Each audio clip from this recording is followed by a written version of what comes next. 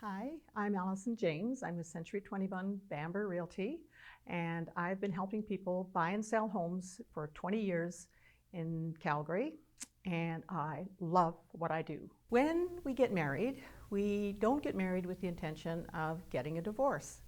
But unfortunately, for over 40% of Canadians, this is what happens. And when it does happen, the matrimonial home is the biggest asset generally, and it becomes a point of contention. It can be very stressful for all of those involved.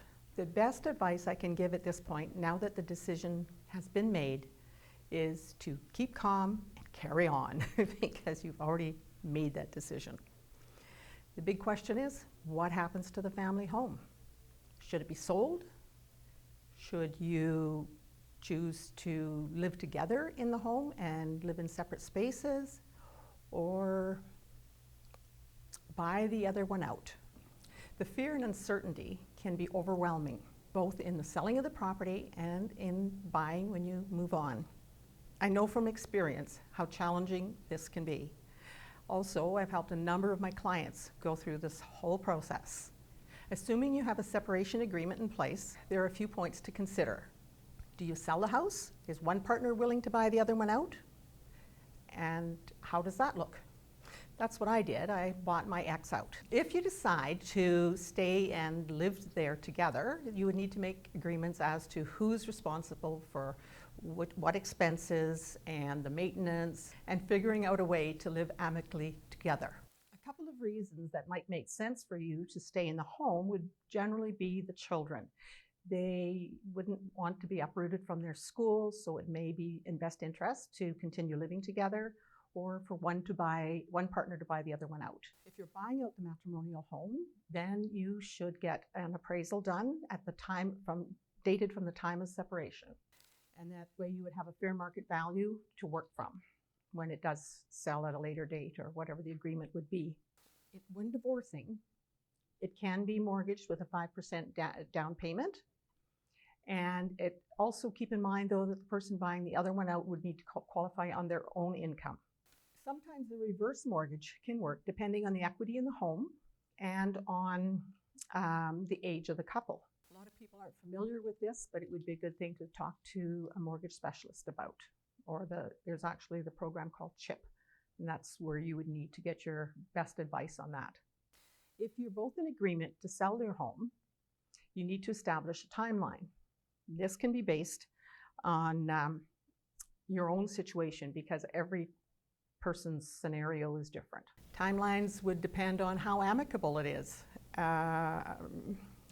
what work needs to be done on the home and on the property, as well as the impact on the children.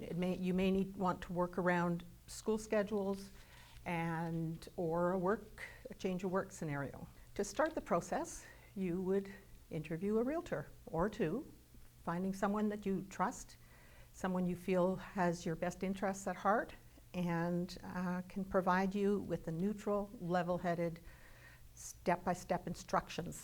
To start the process, you will need to interview a realtor, find yourself someone that you trust and who can be neutral, level-headed, provide you with step-by-step instructions, information, so that you can make the right decisions in this big decision. You'd want to find someone that you have confidence in, who will sell your house at the best price and in a timely way. Sometimes the relationship with the ex is still friendly, and that's great. Doesn't always happen. Sometimes it's very acrimonious. Your realtor needs to be able to deal with the situation in a professional and confidential manner. Next step would be getting a market evaluation done. You need to know what the house is worth. It would be based on the location, the condition of the home, and the condition of the market as well.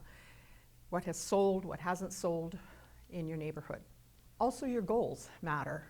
You may be wanting or needing, either one, the most money out of it, or you may want to have it happen in a very quick fashion because you want to be out of there.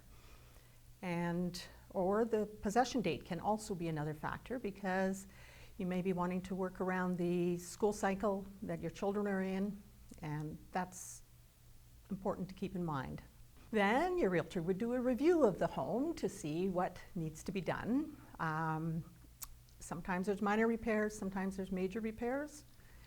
And a good walkthrough with someone who knows what the market's looking for would be very helpful. It can maximize the sale price and reduce the time the home is on the market. If renovations are going to be done, it's best to determine how the costs are going to be covered. Sometimes if there's a lot to be done, it's a good idea to use a line of credit, because that way it would be paid off at the time the house sells and you wouldn't need to come up with the cash in the meantime. Also check with your financial institution, your bank, your mortgage lender, as to see what type of prepayment penalties there could be. They can be quite large sometimes, depending on where you are in the term of your mortgage. Ensure that your real property report is reflecting the current condition of your property. You could have added a fence, added a garage, added a deck. Some of these factor in on having to get a new real property report done, which is crucial to the sale. If none of these things have been done, you can go forward and generally use the existing real property report from when you bought it, unless it's extremely old. Staging, if needed. Sometimes one partner's already moved out and there could be a scarcity of furniture, so you may need some new pieces brought in and make it feel more homey. The staging of closets is an important thing. Should the buyer know a divorce has occurred, two things can happen. They may feel they have a stronger negotiating position because there could be pressure to get the house sold quickly, or they could feel uncomfortable going into a home where there has been a divorce. Once your house is ready for sale, be sure your realtor uses a professional photographer. I'm sure you've all been on realtor.ca and seen pictures that are absolutely wonderful, show off the home to its best advantage, and other times, maybe not so much. So now the house is sold, or your partner bought you out, and you're ready to go buy your own place. Now, this could be challenging. It may be the first time that you're purchasing a home on your own. And just recently I helped a lady buy. She has been married for 20 plus years and now is buying a home by herself. She was quite overwhelmed with the process. She told me how grateful she was that I was so straightforward about the process, explaining all the paperwork, while also showing understanding and empathy for her situation, saying that I was kind, patient, and pointed out things that could have been an issue, negotiated in a way that was able to get her the home she wanted at the right price, under the right conditions. So first, when you go to buy, you should have your separation agreement in place.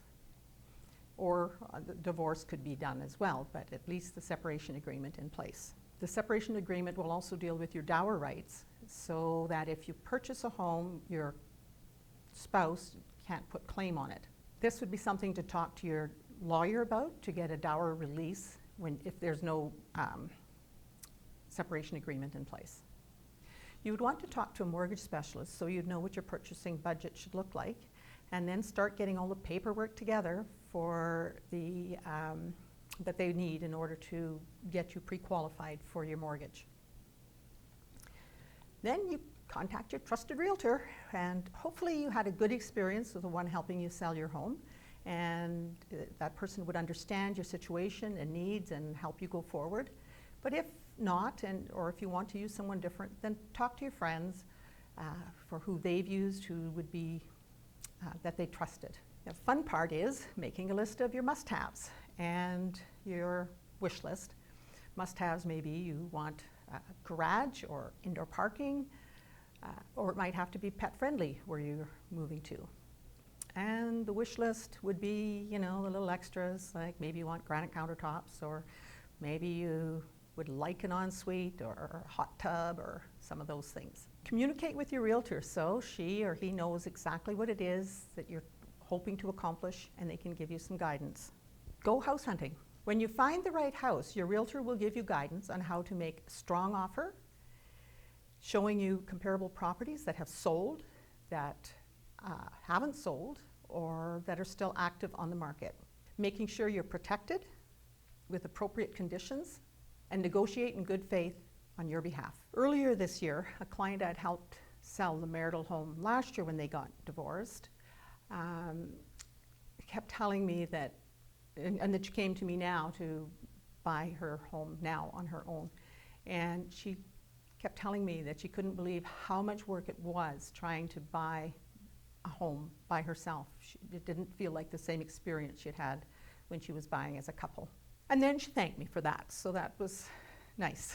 Why would you choose me for your realtor? Because this is what I love to do, help people find the home that fits for where they are at. You can be sure I will work for you with empathy, understanding, compassion, and professionalism.